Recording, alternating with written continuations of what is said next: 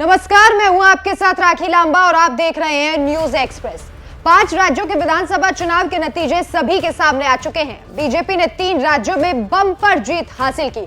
ये राज्य हैं छत्तीसगढ़, राजस्थान और मध्य प्रदेश। लेकिन इस जीत की जितनी खुशी बीजेपी को हुई है, उतनी ही चुनौतियां बीजेपी के सामने भी हैं।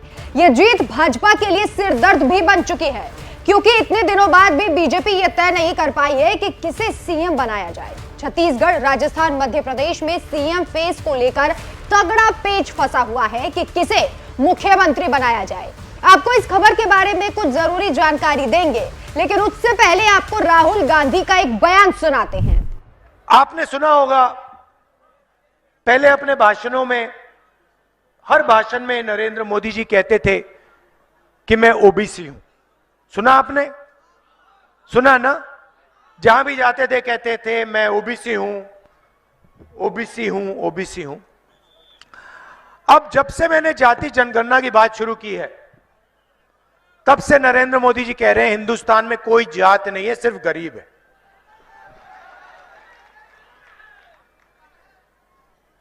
कोई जात नहीं है, सिर्फ गरीब है, मगर नरेंद्र मोदी ओबीसी है। मतलब एक ही ओबीसी बचा हिंदुस्तान में, उसका नाम है नरेंद्र मोदी। क्यों? क्योंकि मैंने जाति जनगणना का सवाल उठाना शुरू कर दिया। ओबीसी पर दिए गए राहुल गांधी के इस बयान ने पूरे देश में सुर्खियां बटोरी है। हर जगह बीजेपी ने इस बयान को अलग अलग तरीके से पेश किया, अलग अलग मायने बताए और राहुल गांधी पर ही उल्टा हमलावर हो गए। लेकिन क्या पता था कि राहुल के इसी बयान के दबाव में आकर बीजेपी को मध्य प्रदेश में अपना सीएम बनाना होगा। जी हां, मध्य प्रदेश में सीएम फेस को लेकर फंसी बीजेपी अभी तक ये तय नहीं कर पाई है कि राज्य की कमान किसे सौंपी जाए। हालांकि दावेदार कई हैं। एमपी में बीजेपी के पास सीएम के लिए ज्योतिरादित्य सिंधिया है, नरेंद्र सिंह तोमर है, प्रहलाद पटेल है। इसके अलावा कैलाश विजयवर्गीय और शिवराज सिंह चौहान का नाम सबसे आगे चल रहा है। वहीं दूसरी तरफ ज्योतिरादित्य सिंधिया और नरेंद्र सिंह तोमर के समर्थक अपने अपने नेता को लेकर आपस में भिड़ गए हैं। सिंधिया के समर्थक चाहते हैं कि महाराज को सीएम बनाया जाए, तो वहीं तोमर के समर्थक उन्हें मुख्यमंत्री की कुर्सी पर देखना चाहते हैं। हालांकि दोनों नेताओं का कहना है कि उन्हें कुर्सी का कोई लालच नहीं, जबकि सभी जानते हैं कि महाराज कहे जाने वाले ज्योतिरादित्य सिंधिया ने कांग्रेस इसी वजह से छोड़ी थी कि उन्हें नजरअंदाज कर कमलनाथ को सीएम बना दिया गया था। चलिए दूसरी तरफ बढ़ते हैं।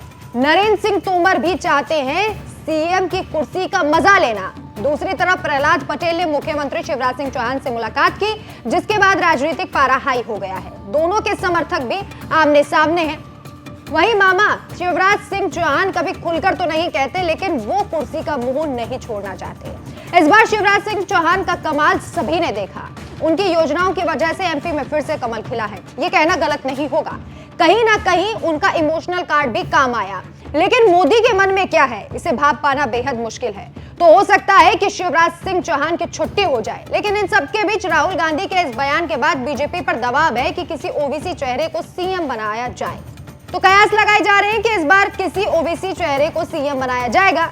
मामा शिवराज सिंह चौहान ये चेहरा हो सकते हैं। इसके अलावा मुख्यमंत्री की कुर्सी को लेकर चल रही जंग पर कांग्रेस प्रवक्ता हैं सुप्रिया श्रीनेत, उन्होंने भी निशाना साधा। उन्होंने अपने एक सोशल मीडिया पर लिखा, जब सब कुछ 2 ही लोगों को तय करना है तो 3 राज्यों में मुख्यमंत्री चुनने के लिए मंथन का ड्रामा क्यों? कौन बनेगा करोड़पति की जगह? अब भाजपा का कौन बनेगा मुख्यमंत्री? देखिए, 5 दिन बाद भी राजस्थान, छत्तीसगढ़, मध्य प्रदेश के मुख्यमंत्री पर फैसला नहीं हो सका। उत्तर प्रदेश के मुख्यमंत्री की घोषणा में 8 दिन लगे थे। असम के मुख्यमंत्री की घोषणा में 7 दिन लगे थे। इतिहास ये बताता है कि तथाकथित मंथन के बाद बनाए गए मुख्यमंत्री कठपुतलियों की तरह बदले जाते हैं। गुजरात में आनंदीबेन पटेल से लेकर विजय रूपानी और फिर भूपेंद्र पटेल बदले गए। उत्तराखंड में तो 12 महीने में 3-3 मुख्यमंत्री बदले गए। पहले त्रिवेंद्र सिंह रावत, फिर तीरथ सिंह रावत और फिर पुष्कर सिंह धामी लाए गए। पुष्कर सिंह धामी चुनाव हारकर भी मुख्यमंत्री बने और उत्तर प्रदेश में केशव प्रसाद मौर्य चुनाव हारकर भी उप मुख्यमंत्री बने रहे। मतलब भाजपा में फैसला जनादेश से नहीं, आलाकमान के 2 लोगों द्वारा लिए जाते हैं। राजनीतिक लोगों को दरकिनार कर जिसका चेहरा साहिब को सुबह पसंद आएगा वो मुख्यमंत्री बनेगा, जिसके उदाहरण है मनोहर लाल खट्टर और विप्लव देव जैसे मुख्यमंत्री। केंद्रीय मंत्री और सांसदों को जबरन विधानसभा का चुनाव लड़ाने से लेकर मंत्रियों के निजी सचिव भी बिना साहिब की मर्जी के संभव नहीं। कभी किसी भाजपाई से उनके मन का हाल पूछो तो आपको बताएंगे कि आधों को घर बिठा दिया है, बाकी आधे जो हुजूरी करने के लिए मजबूर है। यही है भाजपा का असली चाल चरित्र चेहरा। सुप्रिया श्रीनेत के इस पोस्ट से आप सारा खेल समझ ही चुके हैं। साफ तौर पर उन्होंने यही कहा है कि जब दो लोगों को ये तय करना है कि आखिर मुख्यमंत्री कौन होगा तो इतना ड्रामा क्यों, पर्यवेक्षक क्यों बनाए जा रहे हैं, मंथन क्यों किया जा रहा है।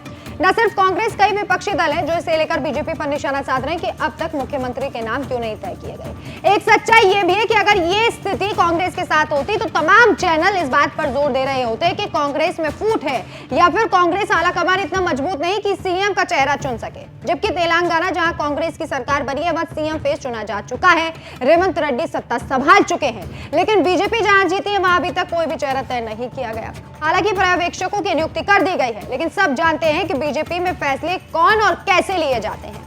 अब बीजेपी का सीएम का चुनाव अभी तक ना कर पाने को लेकर निशाने पर आ चुकी है। हर तरफ बीजेपी की फजीहत हो रही है। कहा जा रहा है कि आपसी फूट के चलते भी बीजेपी अब तक फैसला नहीं ले पाई है कि कौन सा चेहरा हो जिसकी वजह से संगठन में या फिर राज्य के कार्यकर्ताओं में जो है वो सहमति बन जाए, फूट ना हो। वहीं दूसरी तरफ राहुल गांधी के ओबीसी वाले बयान के बाद से अब बीजेपी पर किसी ओबीसी चेहरे को सीएम बनाने का दबाव है। देखना होगा कि बीजेपी किसे चुनती है। आपकी क्या राय है हमें कमेंट कर जरूर बताएं। इसके साथ ये भी बताएं कि बीजेपी आखिर अब तक सीएम का चुनाव क्यों नहीं कर पाई है।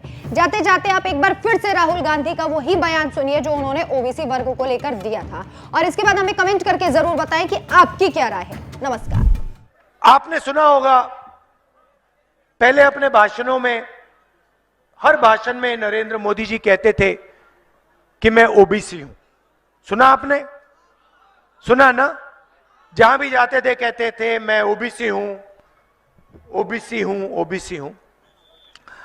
अब जब से मैंने जाति जनगणना की बात शुरू की है तब से नरेंद्र मोदी जी कह रहे हैं हिंदुस्तान में कोई जात नहीं है, सिर्फ गरीब है।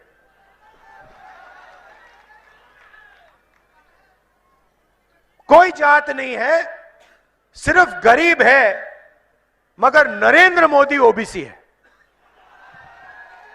मतलब एक ही ओबीसी बचा हिंदुस्तान में, उसका नाम है नरेंद्र मोदी। क्यों? क्योंकि मैंने जाति जनगणना का सवाल उठाना शुरू कर दिया।